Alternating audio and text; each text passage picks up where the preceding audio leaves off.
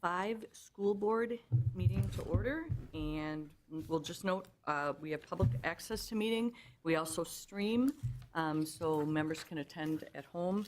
We also record so members can see it if they aren't able to be here tonight or streaming tonight. Nicole, could you do the roll call and verification of quorum? Mr. Leapak. Here. Mr. Summers. Here. Mr. Shader. Here. Ms. Erler. Here. Mr. Liebrick. Here. Mr. Pope. Here. Mr. Kowalski. Here. Ms. Mercer. Here. Ms. Bushman. Here.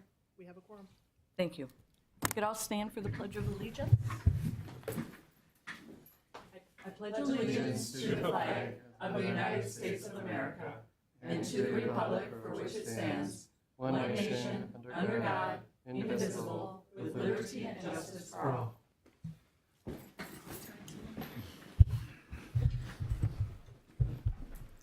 So our first item for the evening is our Mandana Bliss Award presentation. The Mandana Bliss Award is a symbol of our deep appreciation for the unwavering commitment and outstanding efforts demonstrated by our staff members for educational excellence in the Stevens Point Area Public School District. It is named in honor of Mandana Hale Bliss, Stevens Point's first school teacher and trailblazer, whose exceptional service and dedication continue to inspire us all. The award lends us the opportunity to shine a light on a remarkable contribution made to this district by our staff and recognize our awardees' exemplary service. I'm going to be turning it over to Corey to introduce the award winner. So this month, we are pleased to honor Taylor Nelson, who is a 5th grade teacher at Plover Whiting Elementary School. And she is being presented this award by 6th grade student Isla Newport. So I would like the two of them to come forward to the podium. Congratulations.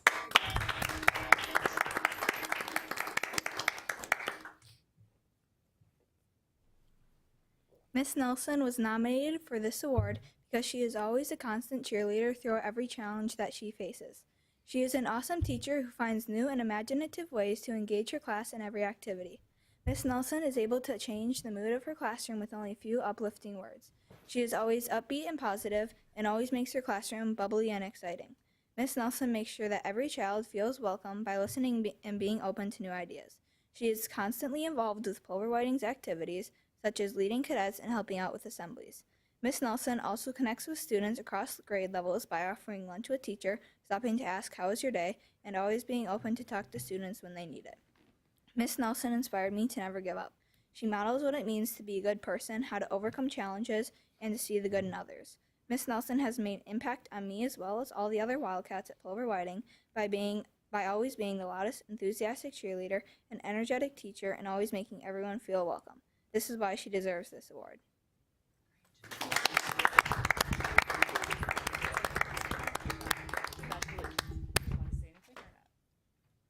Thank you. Isla is an absolutely wonderful student. So we're going to go forward and take a picture, if that's okay with you, and then we'll have you go around and shake hands. Okay?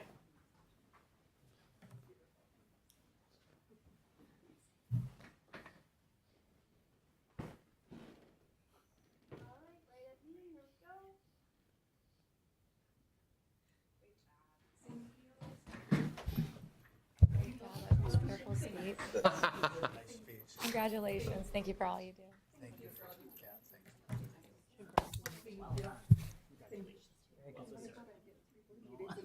Here you are. Congratulations.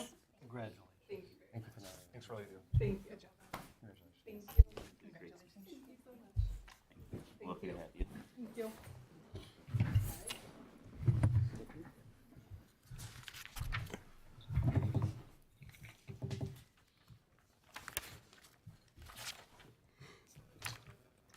So tonight, Kelly Haas is not with us. She has a track meet It's- tonight. Were there any public comments? Oh, I'm sorry, Alex. Okay. So were there any public comments? Email and no one, all right, thanks for the reminder. All right, Kylie isn't able to be with us. Right, she felt bad that she couldn't be at her last meeting, but she did have a track meet tonight, so we excused her. Nicole, thank you very much. She went out and bought Kylie a nice little care package with a lot of cute little things in a beautifully decorated bag. So we're going to give that to Kylie. Nice. Yeah. Perfect. All right. We will move into the communication report with Sarah.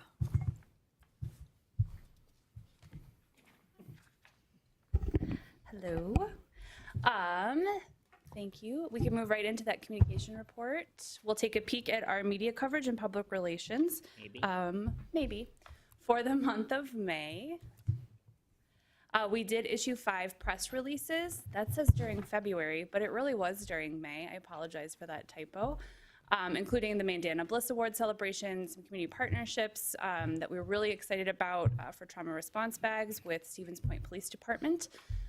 Implementation of those trauma bags, the Stop the Bleed. We had a lot of community support for those, so really grateful to now have those in each of our schools. Welcoming our new head boys lacrosse coach. And then a continuation, it was our final addressing bullying in the digital age. You may remember we had one previously scheduled that those really struggled with weather this year. It seemed like every time we had one scheduled, we had some bad weather, but really felt it was important to have that last opportunity to really specifically talk about some sextortion that we've seen upticks in our area, given just some community feedback that we've received. So really good coverage from all of our media partners. We're really grateful to them for helping us to share that information with our community. Taking a look at social media engagement for the month. We saw small increases in total audience for both Facebook and Instagram, which is really where we're focused. We've continued to see that very small but steady growth throughout the year. I'm okay with that. Impressions over both of those channels, we saw rise by 25% month over month, as well as engagement rose 16% month over month. Does not surprise me, just given what we're talking about this time of the year. I would expect to see those rise again. We just have a lot of really great things to cover as we approach the end of the year, especially with graduations coming up, the track meet coming up, just a lot of really, really fantastic things to share online. Taking a peek at our website and digital engagement on those owned channels, specifically looking at website. Total views were up by about 10% month over month and about 7% year over year. So we continue to see steady growth there. And we saw a nice jump in our event count. So things like downloaded PDFs, maybe click-throughs to a video. So really looking again there at engagement on those channels, specifically on the website, making sure that folks are interacting with the information we have there.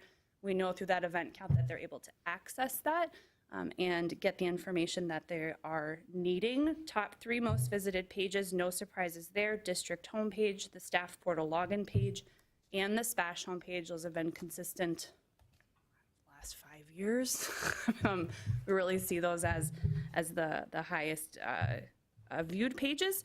Our user experience and feedback, we only had 2 feedback submissions for the month, so we've seen those consistently go down since we've launched the new website, which I think is great. We'll continue to see them, right? People, I had a gentleman I just happened to overhear as I was walking by the front desk as he was dropping off a check for the meal program that we have here. Like, I couldn't find it on the website. I'm like, what couldn't you find? I'll fix it. So just continuing to get that formal and informal feedback as we improve that site.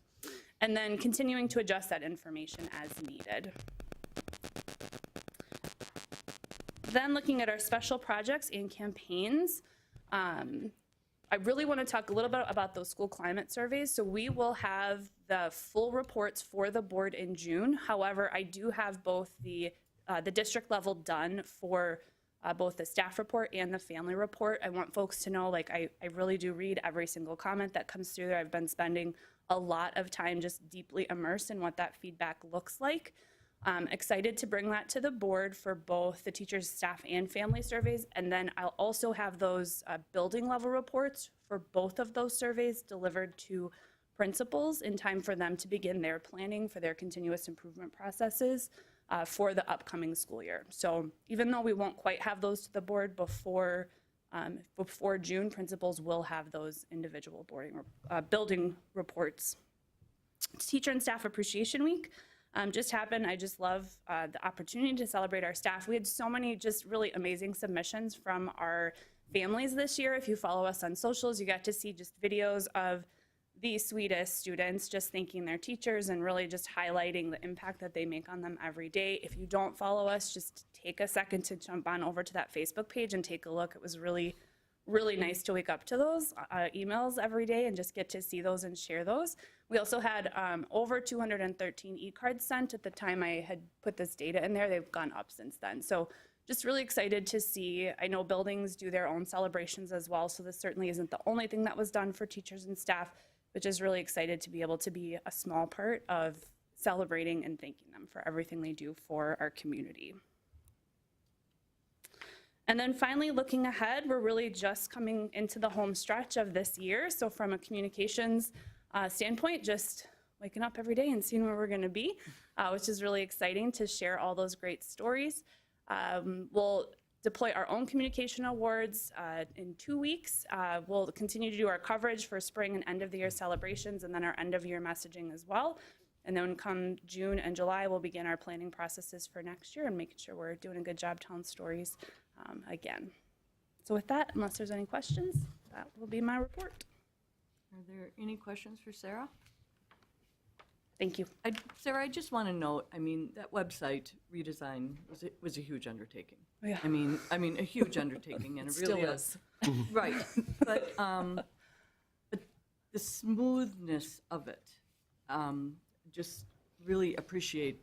Thank Clearly you. means that you were doing all the behind-the-scenes work that was needed to make that, for the huge audience we have, to have that smooth launch and to have it an ongoing smooth launch. Just a lot of credit to. Appreciate that. Yeah, a lot of other folks behind the scenes too. Tech was obviously instrumental in that. And then our folks at the building level that are really doing a nice job of making sure their content is on there that they need and making sure that they're being responsive as well. So definitely team effort there. Thank you. All right, next up is the superintendent's report. Thank you, Meg. Couple community donations worth mentioning. Power Engineers Foundation has donated $15,000 to our engineering department at SPASH. It's going to be used to update and modernize our engineering program. Community Foundation of Central Wisconsin, the Arthur E. Heinz Charitable Fund, has donated $2,500 to the Boston School Forest. That's going to be used for a pedal power machine that Carla will use as one of her in one of her units. End of year school celebrations, Nicole sent out an email. There's a ton of things happening. While none of those are required, if you have time and would like to see what's happening in our buildings at the end of the year, please make it a point to go to anything that's on that list. Can I ask a question? Sure. We have lots of graduations. I mean, would it be helpful to know who's going to what? So if somebody's not going to one, we would make sure somebody does go to one. I mean, would that be helpful? If you're planning to attend, I think it would just be nice maybe just to send Nicole an email and then she can let the building know. If you're not going to attend, we don't need to know that. But if you will be there, and if we find that there's an event, a graduation in particular, that there's not a board member there, then we can maybe put out an all call to see if we can get somebody there. Okay. Yeah. So I'm going to go right into that, G. We do have 5 different graduation ceremonies. May 22nd is the SPASH Life Skills graduation at the SPASH Auditorium at 10 o'clock. Also on that same day is Project Search. That's in the Encore Room at UWSP at 2 o'clock. The SPASH graduation is at 6 o'clock on the 23rd. If you are attending that one, you need to let Doreen know at SPASH ASAP because you'll need to have a robe, and if you don't have a robe, she'll find one for you. Point of Discovery School's graduation is May 28th at 5 o'clock, and Charles Fernandez Center on the 29th at 5:30. The And Jean, excuse me, Yep. for those, is it okay we let Nicole know? Or Yep. should we call Dan and, no, just let Nicole know. okay. Thank you. The Jean LaRose Elementary Track Meet is on May 21st and 22nd. If you've not been to that, it's a really cool event. I would highly recommend you go out and see that. Graduation ceremonies, I just mentioned, the last day of school is June 5th. The first day of summer school is June 16th. We have our tour of the Century Youth Apprenticeship Building on Wednesday of this week at 3:30. And lastly, I know that G and I think Ted, or maybe not Ted, attended the Joint Finance Committee hearing, and G wanted to provide just a short update. Yeah. Okay, it was from 10 to 5 up at NCTC in the dental building. And I got there at 8, couldn't find a place to park. And I signed up to speak, but I did my calculations and I wouldn't get up to speak in time. That's how packed it was. And it was in a room that was half as small as it should be, so it was standing room the whole time. There were people there for 7 hours standing. And they had to line up so you could only see half the room. If you were sitting down, you could not see half of the legislators and things like that. But I did see a group that's organizing for public schools called Wisdom, WIISDOM. And I have a business card that I can give you. What I understood was it was a group of school board, either presidents or superintendents that are organizing to present an organized front to the legislature, similar to what private school people are doing. And I talked to a former SPASH graduate who happens to be a neighbor of mine, and he was a former SPASH wrestler. He runs the nursing home for Wood County, Justin Sislevich. And he was there, I mean, he had a packet. I mean, these guys are prepared. And he had been at all 4 meetings. This is his job, you know. But he said, if you want to get in to speak, you go up north, because nobody goes. Around here, everybody goes. So that was my experience. I did hand in a couple pages that I had typed up for whatever it's worth. You know, so it was an experience like that. The one thing that I wanted to mention that I'm pretty encouraged about is, and some of you probably saw it, Pat Teston put out in his newsletter that he has been working with the governor on a bill to allow nurses to set up their own shop, to act independently. And it was rejected twice, but now he came up with a bill that the governor will accept. So it's like, we've got somebody working together. I thought that was incredible. Let's hope that it extends to the education committee, because I thought it was kind of a ray of sunshine, especially after being there at the day at the Capitol. I didn't see any of that, but now, Good. maybe we'll have somebody working together. Thank So you, that was it. Thank you, G. Anything else? Nope. All That's it. right. We'll move into the consent agenda. And that, for new board members, we have a consent agenda. Those items are on each month. Typically, the scheduled monthly bills would have run through the HR Business Services Committee, although that did not meet this month. But it comes through for us. It includes, as tonight, it includes approval of the minutes of the prior school board meeting. This is for April 14th. Approval of the special school board meeting for April 22nd. The approval of the schedule of monthly bills, and then also our employment recommendations. And we take that as one motion to approve that entire consent agenda, again, for the new board members. Employment recommendations, those tend to come to us the night of the board meeting, especially as we move into times of year where we're looking at, you know, new hirings happening. And oftentimes when the packet goes out, you know, on Thursday, the previous Thursday, Beth may still be working with some potential employees. So she makes sure that we get the most up-to-date list of hires and people who are leaving us and retirements, et cetera, usually that evening right before the board meeting. So with that explanation, I am looking for a motion to approve the consent agenda as presented. A motion by Jen, do I have a second? Second. I have a second by Will, and we will have Nicole call the roll due to the bills. Ms. Bushman? Yes. Mr. Shader? Aye. Ms. Mercer? Yes. Mr. Kowalski? Aye. Mr. Polk? Yes. Mr. Lieber? Yes. Ms. Erler? Yes. Mr. Summers? Yes. Mr. Leapak? Yes. Motion carries. All right, we will move into the, again, we did not have business services, HR. Ted, was there anything to report about that committee at all? No, because of the time of the year and things are going on, everything's copacetic for the money. There'll be more next meeting. All right, thank you. More money? Right. Right. We'll now move into Ed Services, and we'll look to G for the report. Okay, I'll save the 4-year-old kindergarten. I think you're going to talk about that. We did have a report from Dan over at PODS.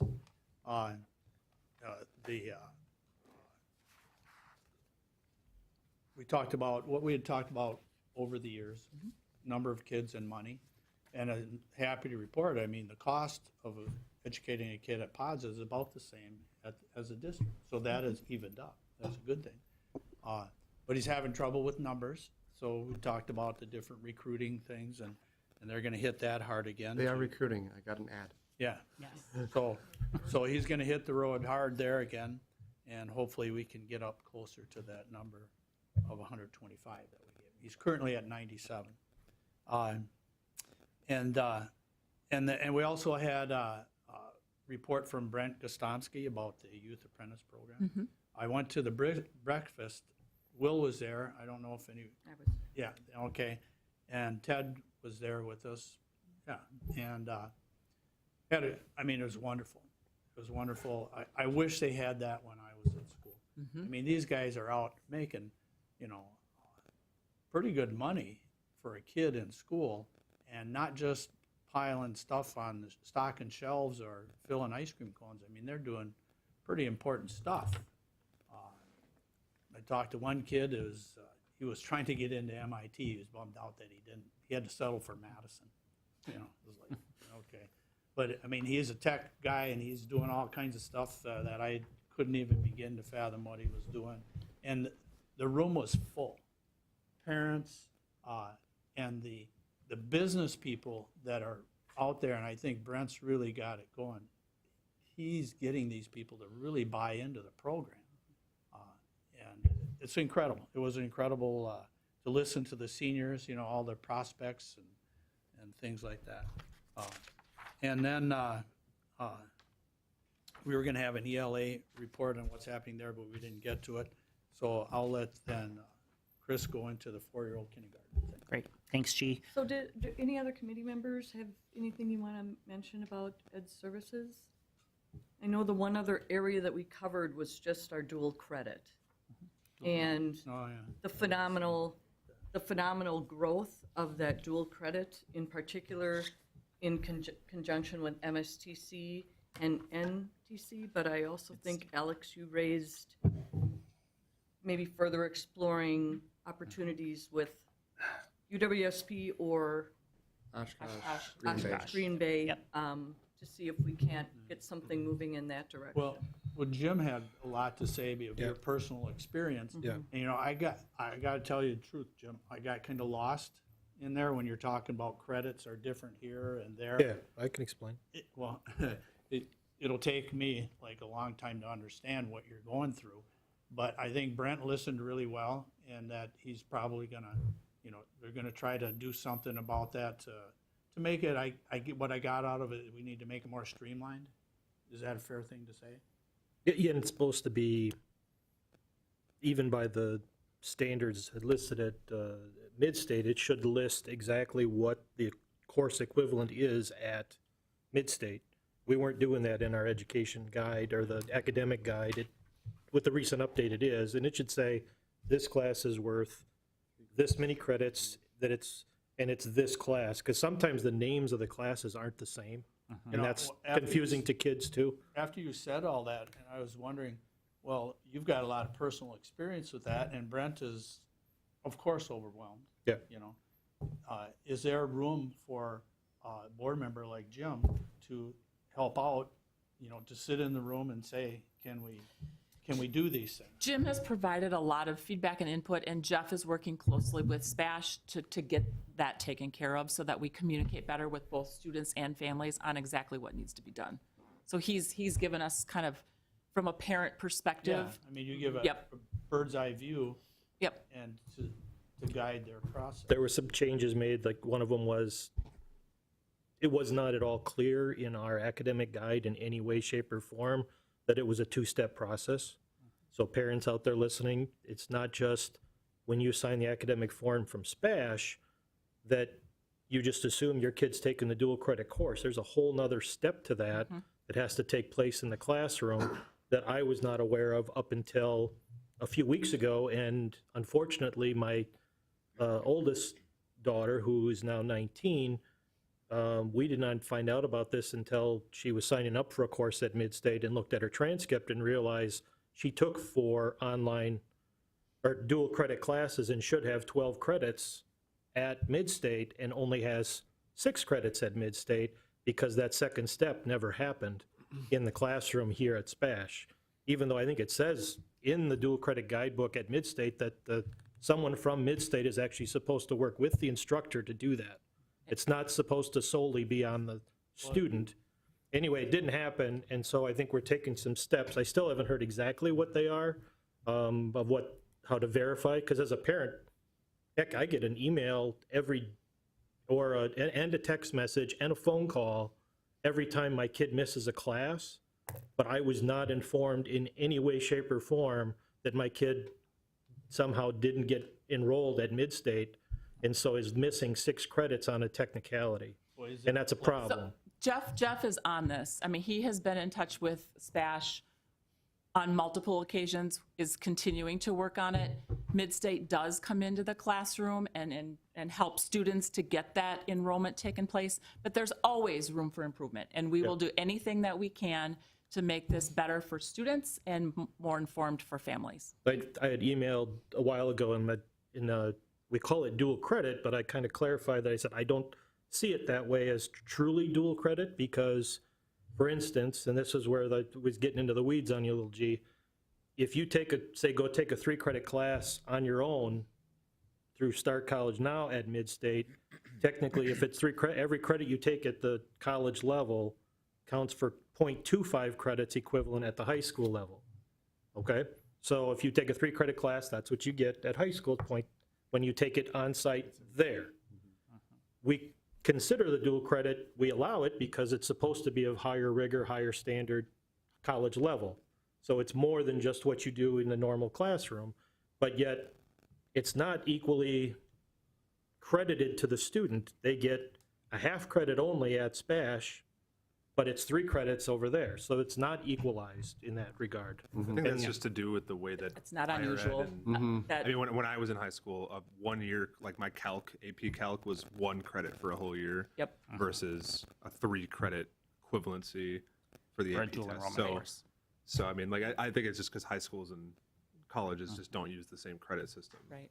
Like full time at a Oh, university. but I get it, but there is a calculation for that. Yeah. So when you take a 3 credit course there, so if for instance, medical terminology, let's just say, because I know that's one of our, so let's say you would take that at SPASH, you'd get half credit at SPASH and 3 credits at Midstate. Midstate. If you just took it at Midstate, you'd get 3 credits there, and technically, if you follow the regulation on it properly, you'd get 0.75 at SPASH. Now, if it wasn't in your dual credit program. Right. And so, that's my point, is that if you do it one way, it's calculated differently at the high school level, but if you do it through the dual credit, they don't. I think it's, There's also a financial benefit to the family if you're enrolling through the high school. There is potentially, no There's no cost. charge to the family versus if you are enrolling through our high school in the dual Dual credit. enrollment. sort of. So, It's holding back graduation. but I time, think though. this, I mean, I think this is just, again, the committee meetings, again, for new members, and I know Marnie's been on the committee, it's really that opportunity to be able to discuss a lot of these issues, and sometimes good information comes forward because board members have taken the time Right. to sit down with Corey and with Chris ahead of time to really be able to flesh out some of these areas that they may have concerns about that are going to be coming forward to us as a board. So we encourage all board members to take the time to reach out to Corey and Chris. If you have any questions or concerns in terms of your individual lives or in terms of a constituent Correct. or a staff member that calls you and has some questions. Yep. Thank you, Jim, for raising that and bringing that to the front and center and enhancing the process. I will be experiencing that firsthand this upcoming year, so I will report back and let you know my experience. Please do. Yeah, but to your point, G, Jim has been really instrumental in making a lot of enhancements, both to process and the academic guide. So we're really grateful for the feedback he's provided, because absent knowing and a personal experience, we really would not have known that we were overlooking something inadvertently. Right. I've got a very good researcher at home. So we appreciate that. And I will add too, there is a very, it's not that long, but there's fairly good-sized stack of papers related to the dual credit regulations at Midstate that is separate from ours. And I just would encourage those that are involved in that process to be more familiar with that, because it seems every time I bring up a question related to it, I get glossy-eyed like they've never looked at it. And that seems like that should be sort of, because it's, even though that's not Point Schools, we're dealing with that, we should know that. I did find it ironic too, on what Alex said about Rochelt's involvement with Oshkosh and Green Bay, and thank you for forwarding me that information. I found it interesting that the very next day after that meeting, I was kind of surprised it wasn't mentioned at the meeting, that there was a trial issue related to that exact thing with UWSP and Point Schools, that the email came out like literally the next day. And I was like, how did we not get informed of that at Ed Services when that would had to have been known? Was it, Jim? What was it? There's a, similar to what Alex was talking about, it was a dual credit directly with UWSP. Do you know about this? Yeah. The pilot, yeah. Oh, okay. You want to talk to that, Jeff? Come up to the mic. It was but it was with UWSP, not Midstate. Yeah. Yeah, so we got involved in this a little bit earlier this year. UWSP has just offered it this year as a pilot program with some of our local school districts, us being one of them. So typically, we won't report out a ton on a pilot till we know how it works and that we actually have students that enrolled. Okay. So right now, we are getting our first group of students and signed up our MOUs with that right now. So right now, there's 2 courses that we have students signed up for, and we're going to see how that works this year. Mr. Vollendorf and I met with the UWSP reps to see how that's going to be set up and how our students are going to enroll and work through their program. That one's a little bit different because in our normal dual enrollment program, our teachers teach it. So this one is not our teachers. This one is actually virtual. So the one I'm the most familiar with and met with a professor on that's working on it is going to be a astronomy course. So the students are enrolled in an astronomy course through UWSP, and that's the first time we've ever had anything like that, and it's very small scale because they're not sure their ability to sustain it either, Jim. Okay. Thank you, Jeff. Yep. Okay. I think you were going to talk about the 4-year-old kindergarten program site agreements. Sure, and this is an annual item that we bring to the board for approval. We had brief discussion about this at our Ed Services meeting. There were some small revisions. We are moving away from a rubric-based evaluation toward more of a evaluation process that's focused on goals, similar to what we ask our elementary sites and our secondary sites to do by developing a continuous improvement plan annually. So we're moving to closely mirror what our traditional schools are doing in terms of evaluation. That's a slight shift. And then also the 2.5% increase that we've offered to all of our community sites as part of this contract equates to about a 50 cent increase per student per day. So we're moving from compensation of $20.02 to $20.52 per day per student. But those were the only changes. Our early learning principal, Sherry Stanchik, is here if there are questions, but I'm also happy to answer anything that board members might have. Board members have any questions for Chris or Sherry, on that update to the contracts? If not, I would look for a motion to approve the revisions to the four-year-old kindergarten program and site agreement type 3, 2025-2026 contract as presented. So moved. Second. All right, I have a motion and a second. Any discussion? All those in favor with aye? Aye. Aye. Any opposed with nay? Motion carries. All right, we're moving into technology services, approved purchase of Chromebooks. Unfortunately, Brian is not able to be with us tonight. His dad passed away today. So I am going to take this item and answer any questions you have as best I can. And if I can't answer them, I'll have Brian reach back out. But we do this on an annual basis. We purchase Chromebooks. And Brian put out an RFP for the purchase of 1,200 Chromebooks. Trafera is the company that we purchased from last year, and these are the exact same Chromebooks. Their RFP came back at the lowest price. Well, the lowest price with the With the 5-year 5-year. warranty. Correct. The other one only had a 4-year warranty, and the price is $412 per unit, Which includes the ATB, which includes what? the ADP. Yes. ADP. Yes. And it has a 3-year battery warranty and a 5-year accidental damage protection.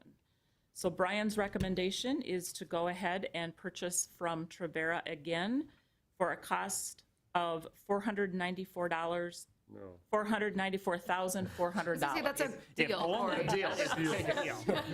We're saving dollars. Just a little more than one computer. $494,400. Do board members have any questions of Corey? That's built into the budget yearly? Yes, into Brian's tech budget. So I'd be looking for a motion to approve the purchase of 1,200 Chromebooks from the technology services budget for the cost of $494,400. That's right. So moved. Second. Any discussion? All those in favor with aye? Aye. Any opposed? Motion carries. All right, we are moving into the school board evaluation results with Sarah.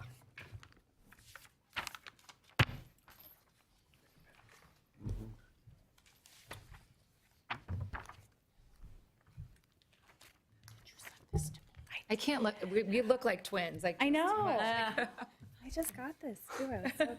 Oh, not the only set of twins in here. Oh, yeah, that's. Well, Sorry, this is coming. they always dress a little bit They do alike, always which is, kinda match. yeah, we tease them a little bit at work. I can go ahead and get started without the presentation if you'd like. I do. Grab that. Sorry. That's okay, I'm just gonna grab my other.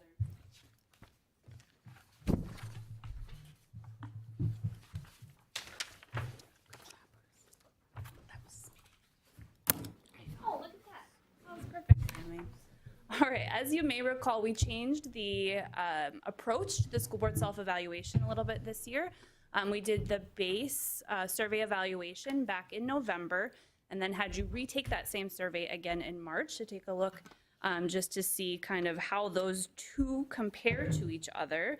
What we're really looking for, the goal, the purpose of the evaluation was to allow you to reflect on progress towards your 24-25 goals, strengthening the governance practice and internal collaboration, identifying focus areas for continued improvement, and then inform that planning and discussion really for that upcoming board retreat. So wanting to give you some really actionable insight for how those two compared.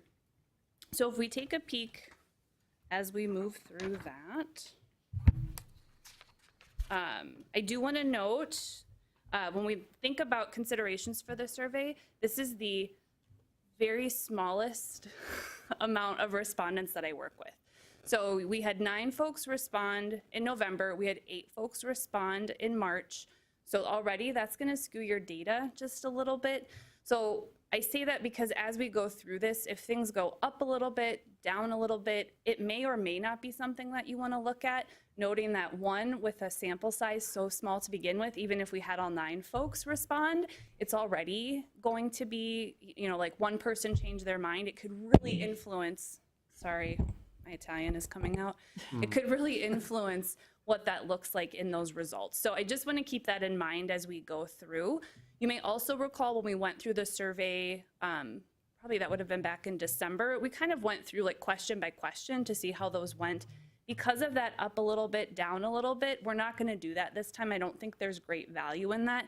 And I really just highlighted for you kind of some of the questions where we saw the biggest amount of movement, and then what you might want to think about when we get, when you get to that point of conversation within your board retreat coming up here in June.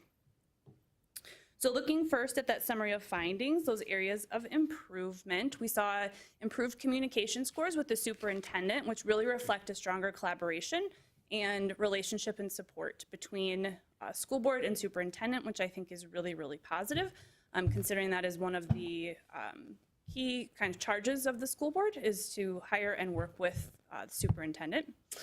We saw increased access to student performance data in ELA and math. That was something that came through really strong in that November survey, was that you really wanted more of those details and more opportunities to review that coming from reports from administration. So we saw an increase, an improvement in those scores. And then we saw an increase in improvement in those ongoing efforts to maintain trust and collaboration. So that was continued to be noted as a strength, although we will see here in a moment that there's some opportunities there too when we look at kind of those trust accelerators that have been something that's really been a focus for the board. So looking at those top areas of decline, I really wanted to just highlight kind of the biggest ones where we saw the most movement. So these are the questions where we saw the most movement. Again, none of this I would consider to be statistically significant when we look at like really tried and true practices for survey evaluation. However, I think it's important to note, just given, that's what we're here doing today. So looking at those board trust accelerators have strengthened relationships. That's where we saw the biggest amount of decline. I think it was like a minus 18% maybe if we did that in a percentage wise, which was significant compared to others. The next thing we saw was that those committees are being used effectively to achieve goals. That came through again, not just in that question, but also in your comments. We had a couple board members just say like, I'm not sure why this comes to committee. I'm paraphrasing, right? Or I'm not sure what I'm supposed to do with this when it comes to committee, or why are these things coming and not those things? So that might be a topic that would be a good opportunity for you to just chat through what those expectations are at the board retreat. Supporting the superintendent to address achievement barriers saw a drop. Support for a safe learning environment saw a drop, and adherence to governance protocols saw a drop. We did also see another, I don't think I put them right directly into here, but I did note them in your report. Additional declines that were not as significant but did decline were perceptions of unity and collaborative decision-making, open communication among board members, and engagement in activities that promote trust. When I think of that, I really think of coming back to those board trust accelerators, and if that might not be an opportunity for conversation at your upcoming board retreat. Looking at some of those key takeaways then. Oh yeah, there we see. The most significant decline, as we talked about, was that perceived trust among board members. So maybe a signal that relationships and board cohesion could use some attention at that board retreat, and maybe there are some opportunities to identify some strategies that could be worked towards. I know Corey and I chatted a little bit about it, maybe identifying one or two of those trust accelerators you really want to focus on instead of having all of them. I'm not privy to what happens a lot of the time on like that inside of that, so there may be some really specific things that you could discuss at that board retreat, but that might be something to think about. And then the size analysis confirms that declines in collaboration and trust, right? So even when we look at that small sample size, one less person, we are seeing that drop in trust amongst the board. And then while communication with the superintendent has improved, I think that the overall drop in that internal cohesion, again, like even if we have that really good working relationship with the board, if we're not trusting each other amongst the board, we'll see that decline. So just thinking through maybe some opportunities to chat there. Recommendations, just based on this one piece of data and feedback. would be to really take a look at, are there some opportunities to prioritize those trust building initiatives at the board retreat? What might those be? Reassessing the committee structure, as I said, I saw that come through, not just in those questions, but also in those comments, both in November and in March. So I do think that's something worth talking through. Maintaining those strong communication practices between the board and the superintendent, I think, those have drastically improved, have stayed really healthy. Continuing to keep those healthy is really important. Incorporating targeted professional development or team building sessions. Those may be things that you discuss at the retreat as you look forward at your year, what that might look like relative to goals that you are wanting to put together for the upcoming year and how those might tie together. And then continuing to emphasize that data-driven decision-making and progress monitoring. That was something that came through really, really strongly in the November survey, and we saw really positive outcomes for that in the March survey. So we want to make sure we're continuing to provide that for you.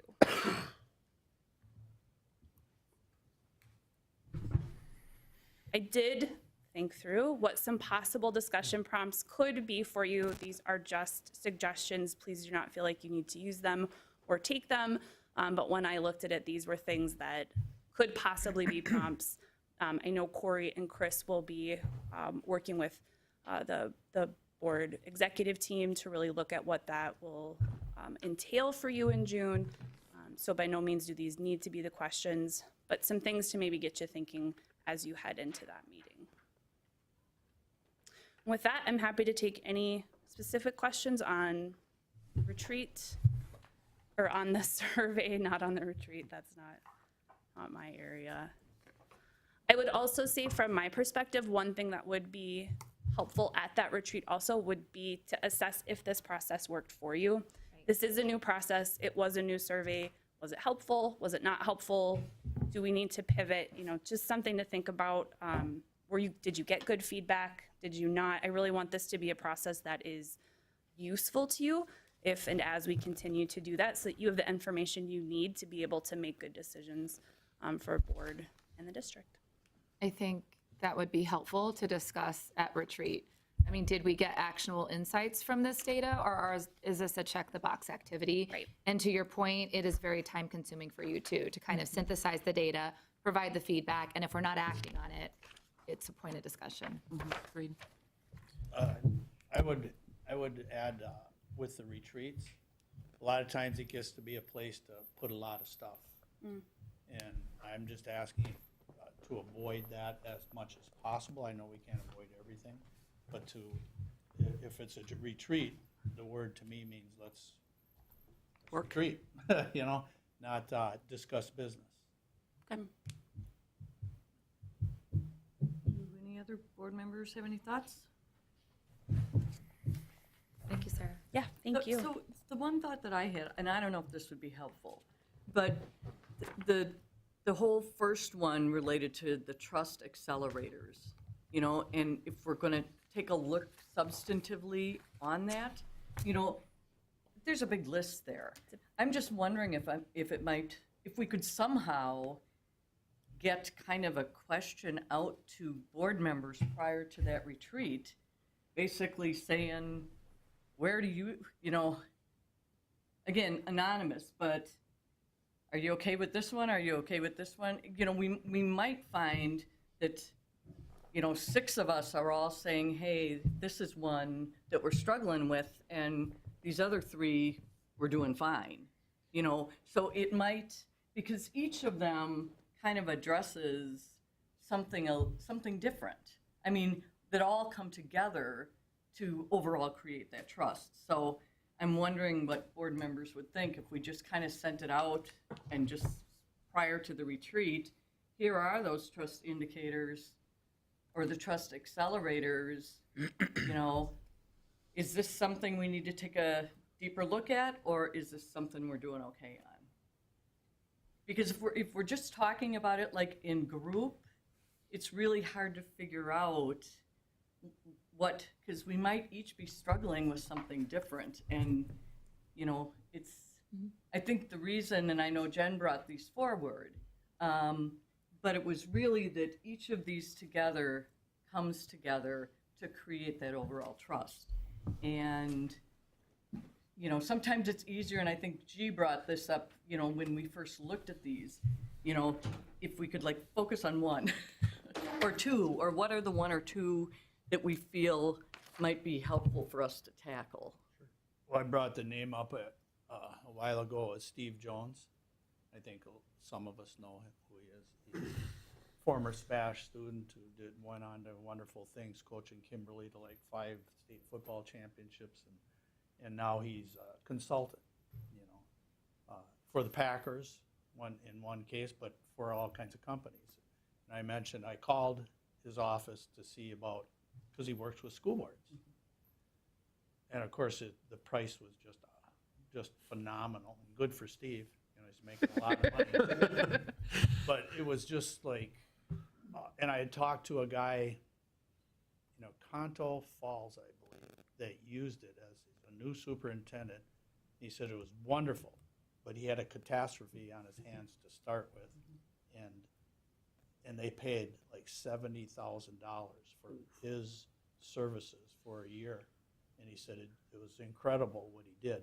Now, I was hoping for a hometown discount and stuff, but I couldn't even get to him.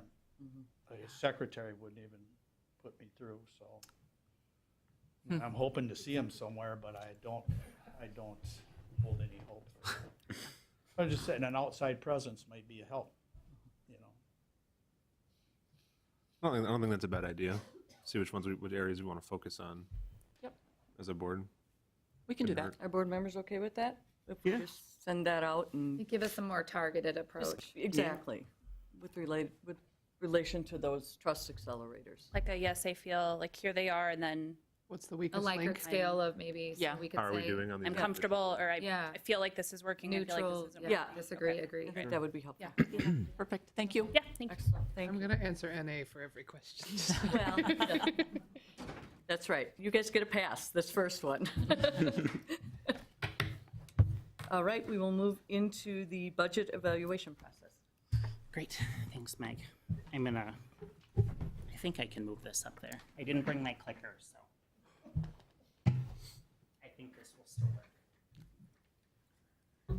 work. All right, so update on budget and program eval. I have provided back in February an update on the math course sequencing project that was completed with Hanover. They are currently in the process of completing the ELA course sequencing. Not completely final, but I would like to share some preliminary data that I've pulled from that ELA course sequencing. If you're a parent and a member of the board, or if you're a community member that happens to be a board member or if you're tuning into the board meeting tonight, you would have received a survey from Hanover recently about our course offerings. So that went out to all staff, all students, and all parents last week. Some parents did report over the weekend that they were having trouble accessing the link, so I did share an updated link earlier today for those that were having trouble accessing that. But the hope is to take the ELA course sequencing information, combine that with the survey information that comes back from all 3 stakeholder groups, and provide a comprehensive report. And that'll also be reflected on the live dashboard that they've created for both ELA and math. Both of those are very detailed. And again, I won't have all of the detailed information from ELA tonight, but I did want to just share some preliminary highlights that I've been able to identify based on what they've shared. Jim? Yeah, I did get feedback from a constituent on that survey it sent out, and they said it'd be nice if because a lot of it's just a yes or no or on a scale or whatever, and they said it'd be nice if under each one, because some of those questions they said could be interpreted one way or the other. They were sort of leading questions at times. It'd been nice if there was actually a little comment box so they could explain their answer. That's good feedback. Thank you. So just a quick review here in terms of the programs that we've identified in need of further analysis. The primary focus at this time has still been on extracurriculars and co-curriculars. ELA will obviously be added to that list, and you'll see why here in just a moment based on some preliminary findings I'll share. But I'd also like to applaud the ELA department up at SPASH, as well as Mr. Vollendorf and his team. They've really laid a lot of groundwork for more closely examining what our ELA programming looks like and what those course sequencing pathways look like in terms of opportunities for enhancements. So if we look at the course sequencing pathways that Hanover defined based on the large data pool that was shared with them with this fall, we really see that they're kind of the standard pathway and then the advanced pathway. So they categorized how students performed based on 4 years of data analysis, and they tracked each one of those students over a period of 4 years from 9th grade through 12th grade. And they looked at several metrics as part of that experience over the course of 4 years in high school. So they looked at GPA, they looked at performance on pre-ACT, they also looked at performance on ACT. So you'll see when we look at some of the findings here in the next couple of slides, some of those benchmarks are referenced. When they reference benchmarks, either at grade 9, at grade 10, at grade 11, or grade 12, those are the benchmarks they're referencing. So either a GPA of a B or higher, proficiency levels are reached on pre-ACT, and proficiency levels are reached on the ACT.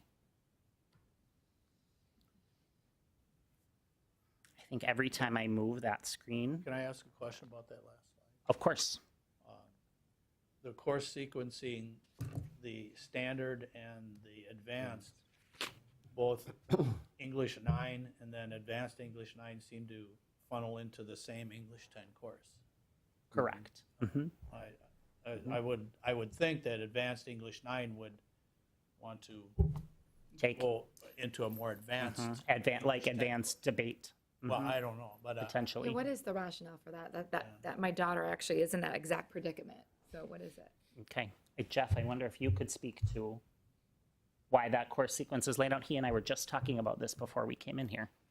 Yeah, so at SPASH, several years ago, they removed all of the designations for advanced classes. So SPASH has rolled that back. You saw that we did that work with math as well.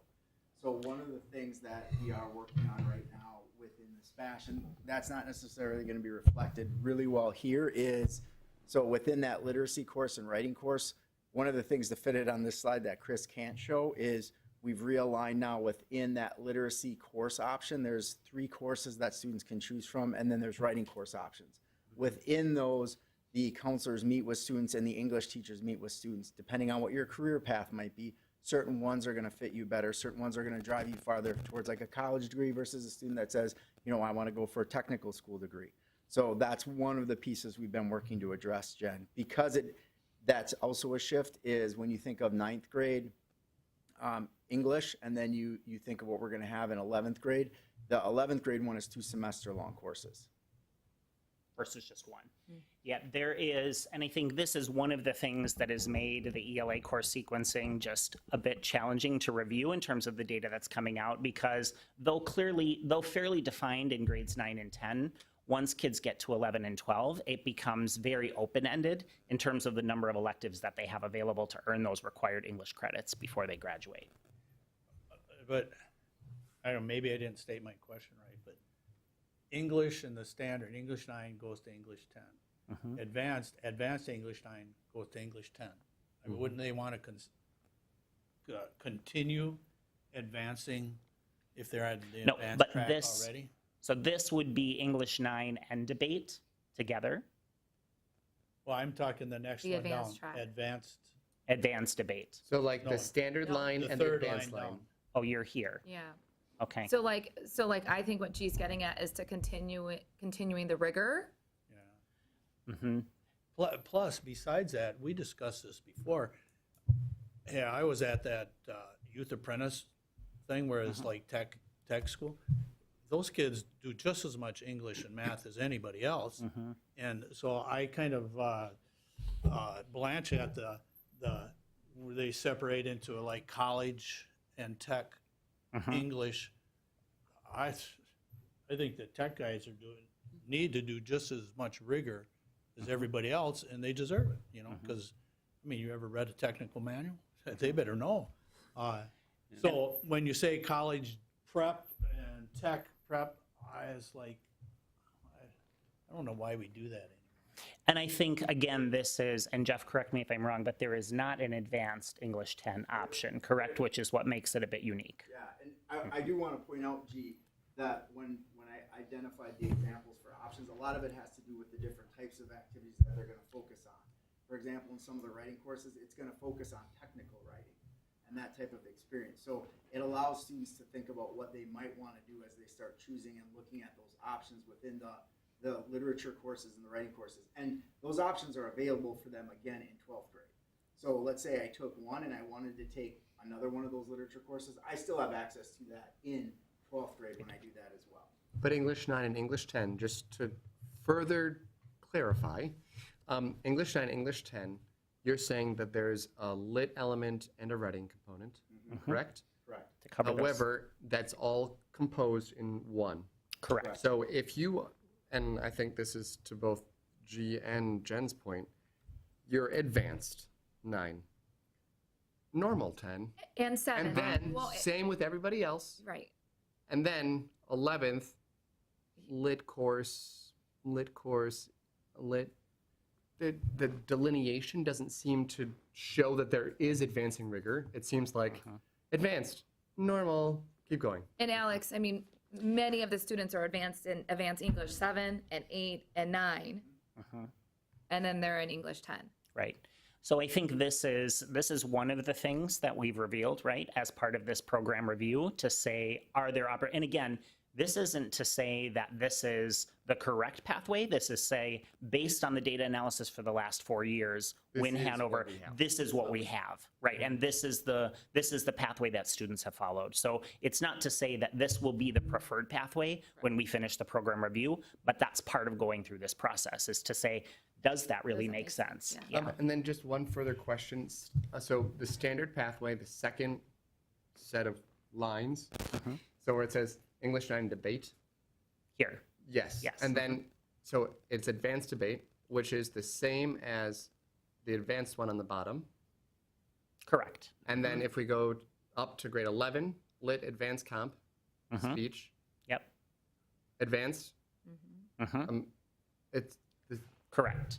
So really there is no difference. So you're taking the same course and you're just for my sake, you're saying that the rigor is the same. So if you're advanced, congratulations, we're not going to advance you further. You're going to stay the same. And right, you certainly could interpret it that way. So in terms of the pathways that most students follow over this 4 years of cohort data, it would indicate that that's the pathway that they move through. And, you know, unless I were to look at the course syllabus for each one of those courses, is that level of rigor there? You know, like the pathways are the same. So based on initial glance, your analysis is accurate, I would say, in terms of saying, right, we've really enhanced the level of rigor at grade 9. Moving beyond that, there's some similar levels of rigor that are embedded in the course pathways. You certainly could make that assumption. Yep.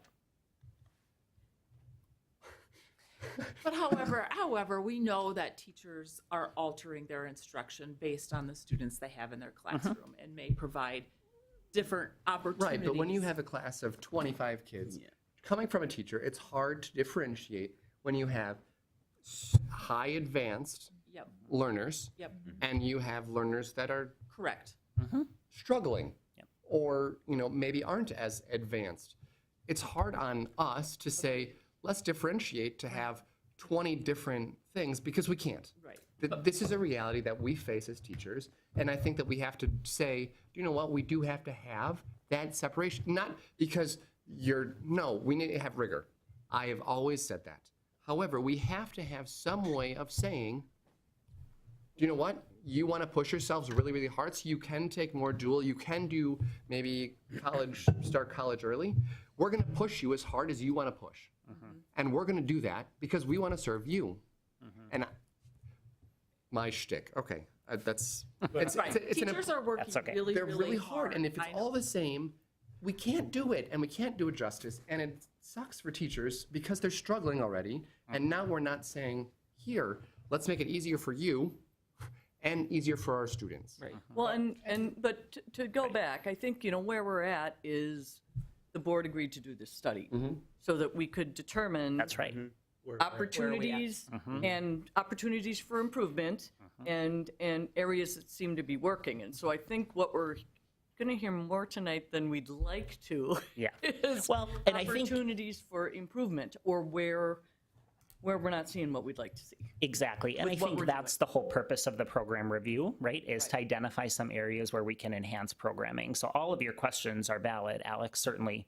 And I started out the presentation tonight by saying, you know, John and his team up at SPASH have really laid some good groundwork in terms of openness to sort of consider how we might revise some of those pathways. And again, we might land in a place, you know, if we were to look at a data analysis over the next 4 years, you know, that pathway might look very different based on some decisions that we make. But absent this sort of analysis, right, we continue operating under the belief that this is working, right? And I think what we have here is some data to indicate that we're not serving everyone.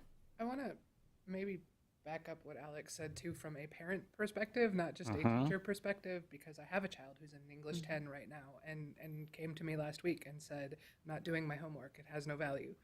So if we're not challenging the students either, then it's going to be more difficult for parents in their life at home. Well, right, and teachers to keep them engaged. Correct. Yeah, Okay, that's a good point. this is what we are doing, and Hanover is gonna say what we couldn't do, right? Right, they'll offer some recommendations. Can- It's like, That's what's happening next, Jeep. yeah, Yep. but We're every getting there. time somebody says, well, your tech ed people would follow this route, and your college prep people would follow this route, can we get over that? Because every time I hear, well, this is English for guys going to tech fields, and this is English for people going to college. No, both have extremely hard rigor. I mean, those tech things, I mean, that's very rigorous, and they both deserve the same level of rigor. And every time I hear that, I get the feeling, well, this is tech. The way Agreed. that I hear it is we're just going to curate so that the experiences are more applicable based on the space you're going to. Not that there's less rigor, it's that it's more applicable. Correct. Agreed. And I think that, you know, G, to your point, it's funny, Jeff and I literally had that exact conversation in my office earlier today to say, like, we are unlearning a lot of years of how we have supported kids moving through the K-12 system, right? So myself included, 30 years ago, also lived through the whole, you're an English communication guy, you're not going to really do any hard math classes, when I was perfectly capable of doing advanced math and did just fine. But absent a counselor who would have challenged me in that way and believed that I could. So we are undoing a lot of just how we've done what we've done traditionally for a lot of years in questioning and raising some of these questions. So this is really exciting work for me. Yeah, and I think we're going to come out on the other side much improved.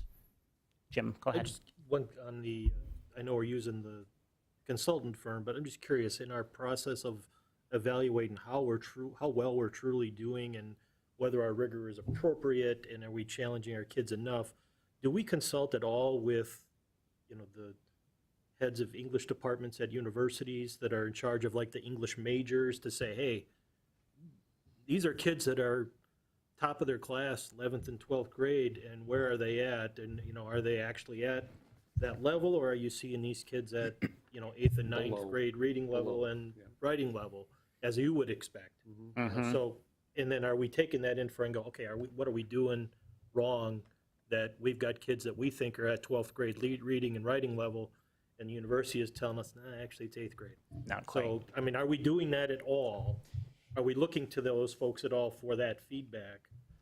Yeah, and we have not up to this point, Jim, but again, we are sort of building this program review process as we're moving along, and I think that's really good insight. So that was not part of our initial plan.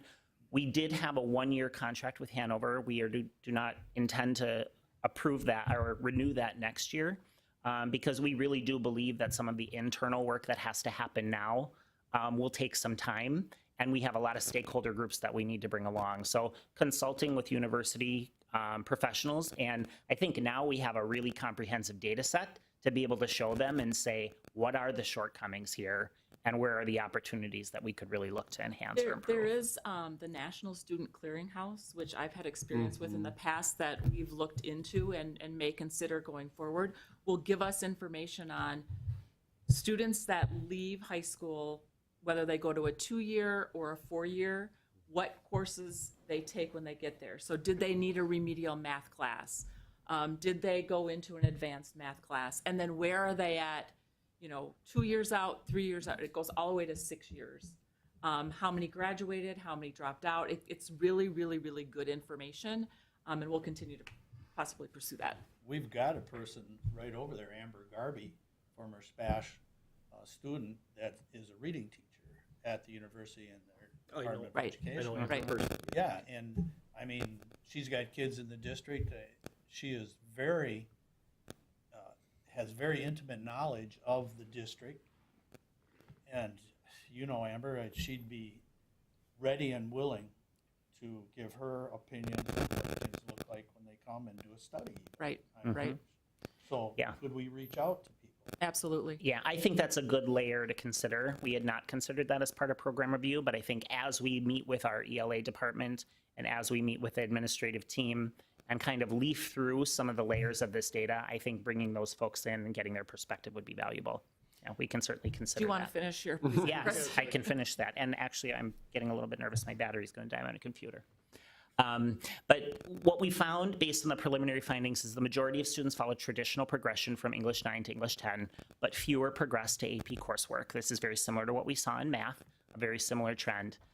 Visual course flows from grades 9 through 12 indicate that early course placement, in other words, if you're taking Advanced English 9 and debate, have a lasting influence on later course access and academic outcomes. No real surprise there, but the percentages are pretty stark when I share them with you in just a moment. In grade 9, students who are placed in Advanced English 9 or Advanced English 9 and debate had significantly higher benchmark scores and grades. So higher GPAs, they've also met or exceeded the proficiency in both pre-ACT and the ACT.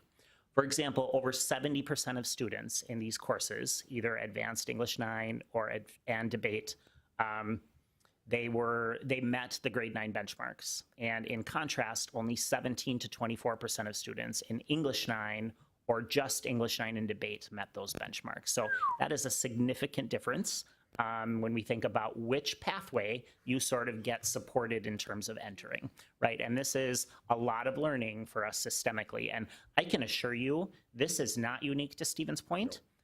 This is very typical of what we experienced in Wausau as well. We just never dove into it to this level, and we never dissected it to this level. So I applaud, the board and Corey for really kind of pushing and saying, let's look at this, we can do better. Ultimately, placement in advanced courses in grade 9 correlated with stronger final GPAs and ACT benchmark attainment in the long term. And this was based on pre-ACT in grade 9, correct? Correct. Mm-hmm. So then in grade 10, do we see correlation as well? Yes. Okay. Mm-hmm. So and I know, because this is what we're looking at, this is what Hanover looked at. Mm-hmm. Do we have the ability internally? I mean, kids don't just show to us in 9th grade and get popped into advanced. They're getting popped into advanced in 7th? 7th grade. 7th? Yep. So would we have the ability to, take it back to where it starts? Of course. And figure out, I mean, that as part of this? And to Right. Mike's point, can we do, because if we're in advance, can we show that, pull the testing from 7th to see if they're meeting benchmarks starting in 7th, to see if maybe we're lacking rigor now starting already in 7th, and now it's coming to fruition in 9th, and we're like, I wonder how this happened. Hi, Jove. So I think this is exactly kind of how the examination of co-curricular and extracurriculars has gone, right? So now it's bring those stakeholders in who have that data available, and then let's step it back to see kind of where does this track begin, and what do we need to do to potentially interrupt the pattern? Do you have an idea of how many kids are in advanced English 9 compared to regular English? Like what percentage of kids take each one? Not off the top of my head, I don't. No, but we could find that out. I would like to ask Mr. Milson if he has that information. You know, Jeff? Yes, so we have 1 to 2 sections at each grade level at the junior high level. So 7th grade, we traditionally have had 1. On occasion with years, Alex will be up to 2. So anywhere from 30 to 60 kids. Are advanced. Are it advanced? And not advanced would be The vast rest. the majority. vast Everybody majority, so else. like 400, Potentially. 400-ish? Up to 400. Right? Yeah, 440, 420. Okay. If we've got a class of 500 on So we have average. 60 kids advanced, 400 not advanced. Out of those 60 kids that are advanced, we're seeing 70% meeting benchmark. Out Or of exceeding. 400 not advanced, 17%. Right. So it's good data to chew on. Say that again. I do want to point out, How is just Nicole going to put that into minutes? something else that stood out in the preliminary analysis. Economically disadvantaged students are significantly underrepresented in advanced ELA pathways. So only 1.3% of socioeconomically disadvantaged students were enrolled in advanced coursework in grade 12, compared to still not high, 7.7% of non-disadvantaged peers. So both of those percentages, for me, the takeaway is they're both too low. But what do we do to shift that pathway trajectory for those students who are socioeconomically disadvantaged? Economically disadvantaged students had lower rates of AP course participation, so only 4%. They had lower benchmark performance, 13% met ACT benchmarks, compared to their peers, which was 20.5% of non-disadvantaged peers met or participated in AP, and 34.4 met ACT benchmarks. So significant discrepancies there when we talk about achievement gaps. GPA distribution also reflected some performance gaps that I identified. 58% of non-disadvantaged students earned an A, compared to only 35.8 of economically disadvantaged students. So we think about some of those gaps as we talk about addressing them. One thing to really point out here is when we think about our overall population, socioeconomically disadvantaged students and students with disabilities are our largest, our most rapidly growing populations. What is the population at right now? Of social 42%. So a little under half. Yep, a little under half. Well, we looked at that data that one time. Cedarburg gets achievement scores in the 90s. I said, what are they doing? We looked at demographics, 11% economically disadvantaged. I think money matters. Right. I did want to just provide an update here on the position review. So today, up to date, we have reviewed 450 positions. The eliminated and frozen positions did not change based on what I shared out in April. 419 of those 450 were identified as fill as is. I did want to just remind the board, we did share the FTE and enrollment results that provided us with the additional $810,323 in cost savings for the 25-26 year. As you recall, we were reporting out 24-25, those 10 positions, which resulted in about $1 million in cost savings. Just went ahead and updated that to reflect what we're projecting to save in 25-26, and that was the overall. In terms of short and long-term goals specific to the ELA course sequencing, because this will be a group that we continue to work with over the next year, we want to review placement practices to ensure that there's equitable access to advanced coursework for all student groups, provide targeted academic supports in earlier grades to close some of those opportunity gaps, particularly those we see between socioeconomically disadvantaged students and students with disabilities, and also potentially strengthen communication with families regarding the course selection process and the outcomes that we're yielding based on those selections that are made very early on. I think you make a really good point, Meg. This is looking at 9 through 12 performance, but there is a pathway that starts in our system potentially before grade 9. So dialing that back just a bit as part of this review, though we don't have the data collected, it would be easy enough for us to pull. And I guess I just also want to state, because I'm, I think, the oldest member of this board, and I think there has been, maybe she's a little. No, you are the oldest. But I think we all experience, and our kids experience, how quickly kids start believing that they are advanced or not advanced. And I mean, this has been happening forever, that there always seems to be this much smaller group that consider themselves advanced or are considered their advanced, and then and to me it's how can we flip that? I mean, how can we literally flip that to have all of our kids achieving at a higher level recognizing that we may have some kids who are going to need some additional support, but it shouldn't be, The majority. yeah. That's the goal. And I think there is, I will tell you, Jeff and I are in the process, the early stages of pulling the data together for our end of year data report that we'll provide to the board. And there are some really, really encouraging outcomes there. So we are doing the right work. And I will applaud staff in terms of their willingness and some of what they've already done in terms of flipping that narrative.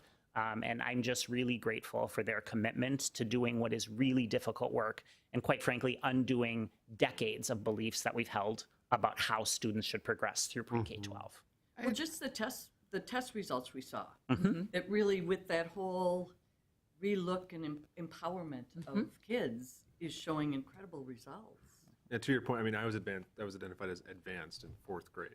So One of the things that I would like to see in terms of communication with families is, can we have info sharing sessions regarding early college credit, the Start Now, the dual enrollment? I would be curious to see how many parents show up to obtain information about that, because outside of that, it's a communication. And we are assuming that parents are reading it, they understand it, they're comprehending it. And I think we should afford them an opportunity to really understand in greater detail. But the other good problem feedback, is Jen. with the socioeconomically disadvantaged, like we have to recognize that some of those individuals are working and, maybe they're pulling long hours at jobs that maybe aren't earning as much, so they have to work more hours. Like, we have to recognize that element of life too, that life is not always. I think to your point earlier too, Chris, it just pinged a recollection because I wanted to send the article to Jim after something he said. But The Atlantic just published a huge article on elite institutions accepting students who can't even read, and the level of rigor that is coming out of everywhere. So I think it's not unique to us. It would be interesting to see what is driving this nationally. We work at Bootstrap and we bring groceries to houses that are in tough shape, and I look around and I see kids there, and I'm thinking these parents don't even know this possibility exists for their child. And when I was over with Ryan Koski over at Midstate, it's like if they could just grab that kid who's living in a world where just to have a job is a good thing, and they're struggling and they're used to that. This exists for you. And even you may not be academically qualified because of past things, but you could do this. And that's, I don't have an answer. How do you grab those kids that need it the most? If we had an answer, it wouldn't exist. Well, and I think it's about some of this work is a great starting point. I think it gives us a great opportunity to realign systems and the messages we're And sharing break with kids. We have to correct. break cycles. Right. Agreed. Just curious, does anybody studying this, I'm not expecting you guys to have done this, but Meg said go back to 7th grade. But I think a key area in your academic life is 3rd grade. And we, because it's that kid, yeah, exactly. So is Act 20 going to have an impact?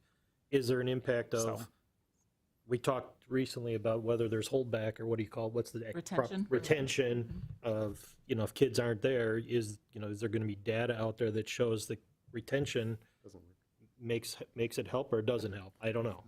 Well, there's gobs of research right now to say that retention doesn't yield increased levels of academic performance beyond the year that it happens. But I think Act 20 has created some expectations for when a decision to retain is made, or not made, quite frankly, that we've created a different layer of expectation in terms of what support will be provided for kids.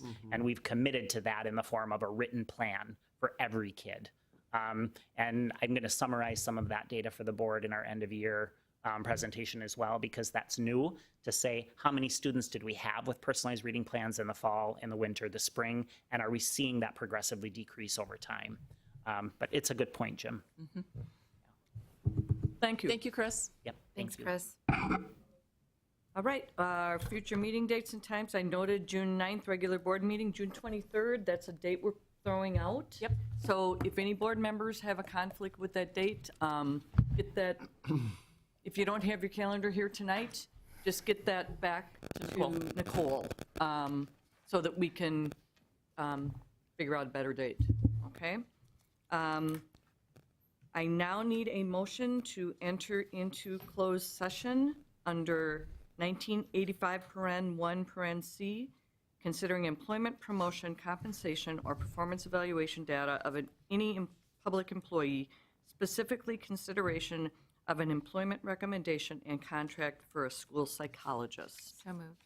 I have a motion. Do I have a second? I have a second by Alex. Could you go ahead and call the roll? Ms. Bushman? Yes. Mr. Summers? Yes. Ms. Mercer? Yes. Mr. Kowalski? Still with us? Are you there, Ted?